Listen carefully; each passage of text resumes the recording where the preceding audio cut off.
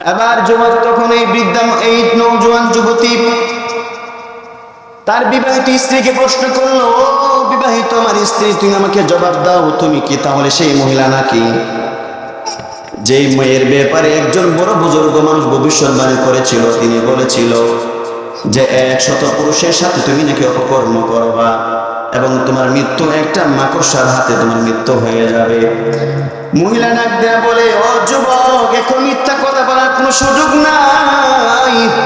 হ্যাঁ, আমি ওই মেয়ে যে মেয়ের ব্যাপারে একজন বড় বুজুর্গ মানুষ ভবিষ্যৎবাণী দিয়েছিল, তিনি বলেছিল 100 পুরুষের সাথে আমি অপকর্ম করব। হ্যাঁ, আমি আমার জীবনে আপনার সাথে বিবাহ বন্ধনে আবদ্ধ হওয়ার আগে 100 পুরুষের সাথে অপকর্ম এবং জিনা করেছি। নাউযুবিল্লাহ বলে।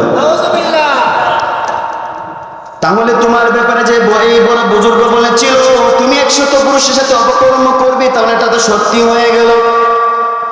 এবার দ্বিতীয় ভবিষ্যৎবাণী করেছিল তোমার মৃত্যুটা একটা মাকড়সার হাতে হয়ে যাবে, তোমার মৃত্যুটা কোনোদিন একদম স্বাভাবিক মানুষের মতন হবে না। এই কথা বলার পরে এই মেয়েটা তখন রাগে এবং অগ্নিশীর্মা হয়ে গেল, সে একদম আগুনের মতো সে জ্বলতে লাগলো।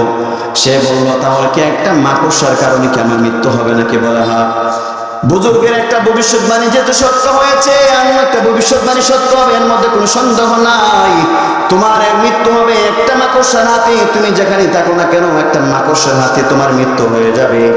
এবার মহিলা স্বামীকে বলে বিশাল বড় একটা গ্লাস সিস্টেম, মোটা গ্লাস সিস্টেম একটা ঘর বানাইলো। এই ঘরের মধ্যে যেন কোনোভাবে যেন একটা মাকড়সা না আসতে পারে, এর জন্য যথেষ্ট পরিমাণ সিস্টেম এবং ব্যবস্থা করে রাখলো। সিস্টেম করার পর এক সময় দেখা গেল এই ঘরের মধ্যে মহিলা যখন এক সময় গ্লাস সিস্টেম ঘরটা যখন ঝাড়ু দিতে যাওয়ার জন্য রওনা হয়ে গেল, এই ঘরের উপরের মধ্যে একটা মাকড়সা দেখা গেল। মহিলা এমনিতেই নিজের ঝাড়ু দিয়ে মাকড়সাটাকে ছাদ থেকে ফেলে দিলেন। ছাদ থেকে ফেলে দিয়ে মাকড়সাটাকে একেবারে পা দ্বারা পিষতে লাগলেন। পা দ্বারা একেবারে পিষে যেন মাটির সাথে জুনের সাথে মিশে যায় এমন ব্যবস্থা করতে